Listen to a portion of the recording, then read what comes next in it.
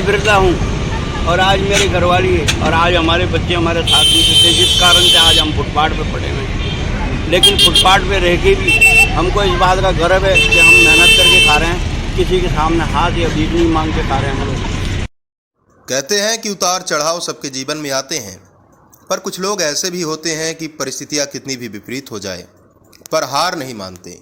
इंदौर में फुटपाथ में रहने वाले पप्पू दरोगा मिसाल कायम कर रहे हैं।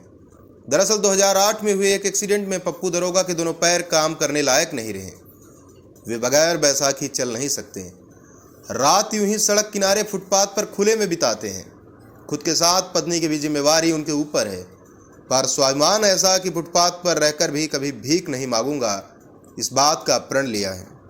जिसके पीछे पप्पू दरोगा का कारण बताते हैं कि जब तक मेरा एक्सीडेंट नहीं हुआ था और मेरे दोनों पैर काम करने लायक थे, सही सलामत थे, तब तक मैंने अपनी ज़िंदगी में जी तोड़ मेहनत की और इज्जत की रोटी खाई है। इसलिए मैं जीवन में कभी भीख नहीं मांग सकता। मैं मेहनत पर यकीन रखता हूँ। पप्पू बताते हैं कि किसी संस्थान के द्वारा उन्हें एक वजन नापने की मशीन दी गई थी। उसी के सहारे वे अपनी आजीविका चलाते हैं। पप्पू प्रति व्यक्ति से 5 रुपये वजन नापने के बदले लेते हैं। इसके अलावा वे पेन और मोबाइल स्टैंड भी बेचते हैं। ऐसा करके वे दिन भर में 100 रुपये तक कमा लेते हैं। पूरे दिन में कमाए गए इन्हीं पैसों से पति पत्नी दोनों की 2 वक्त की रोटी और बीपी शुगर की दवाई भी चलती है। पप्पू को बीपी की बीमारी है तो पत्नी को शुगर की। हालात यह है कि एक साथ पूरे हफ्ते की दवाई भी खरीद नहीं पाते, तो 2 या 4 दिन की दवाई खरीद कर खाते रहते हैं। पप्पू दरोगा बताते हैं कि मेरे 2 बेटे हैं जो कि अब अमरावती में रहते हैं, जो हम बुजुर्गों को अपने साथ नहीं रखना चाहते।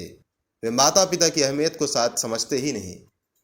वे कहते हैं कि मैं अपने बच्चों को दिखाना चाहता हूं कि तुमने हमें अपने साथ तो नहीं रखा, पर कोई बात नहीं, हम भीख नहीं मांगते। फुटपाथ में जब से मैं साइकिल रिक्शा चलाता था, जब से मैं सो रहा हूँ। अच्छा, आप भीख क्यों नहीं मांगते? भीख इसलिए नहीं मांगता हूँ कि ना तो मेरे माँ बाप ने मुझे भीख मांगना सिखाया और ना ही मैं भीख मांगने कि हिंदुस्तानी इंसान हूँ। मैं भीख मांगूंगा, भीख क्यों मांगूंगा? ठीक है, आज मेरा पाँव हाथ यही ख़राब है, लेकिन बेटा मैं कमा के खा रहा हूँ 2 पैसा, और मेरे को बहुत गर्व है कि मैं मेहनत करके खा रहा हूँ। मैं किसी के सामने भीख नहीं मांग रहा हूँ। और मैं हर आदमी को यही कहूँगा कि आप लोग भीख ना मांगे, मेहनत करके करें, क्योंकि उस आदमी की सरकार मदद करती है, लेकिन जिसके पास सब कुछ होता है, कागजात वगैरह, मेरे पास जो कागजात है वो भी चोरी होती है। हमारे जागड़ साहब, जिला कलेक्टर साहब, 2 साल पैर कैसे वो हुआ? ये सर, मैं साइकिल रिक्शा चलाता था। साइकिल रिक्शा जो सवारी रिक्शा होता है वो जयपुर के अंदर। मैं 40 साल का ड्राइवर हूँ, बिगर गियर का, बिगर पेट्रोल का, बिगर डीजल का। साइकिल रिक्शे में 2 सवारी बिठा के और जैसे आदमी लेके जाता था, हम चलते थे। अगर आपने एक कंवारा हुआ पिक्चर देखी थी महमूद की, उसी तरीके से वही रिक्शा है मेरे पास, और उसी रिक्शे का मैं ड्राइवर हूँ जो आपके सामने। जबकि सरकार हमारे से उस टाइम पे टैक्स लिया करती थी रिक्शा चलाने का, वो रिक्शा चलाता था मैं, जो उससे हैंडीकैप दोनों पहुँचा देखा। और सरकार मेरे को किसी प्रकार की। कब ये एक्सीडेंट हुआ था? 2-8 तक मेरा इलाज चला।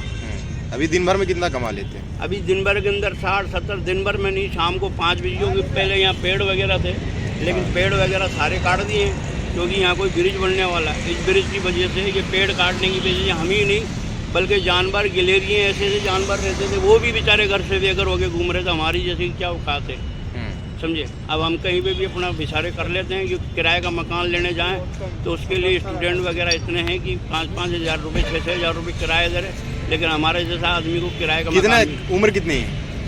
मेरी 1952 की जन्म है। हाँ। 11वां महीना 13 तारीख। हाँ। मेरी करीब 74-75 के आसपास उम्र है मेरी। और आपके पत्नी का क्या नाम है? मेरी पत्नी का नाम है सुमित्रा।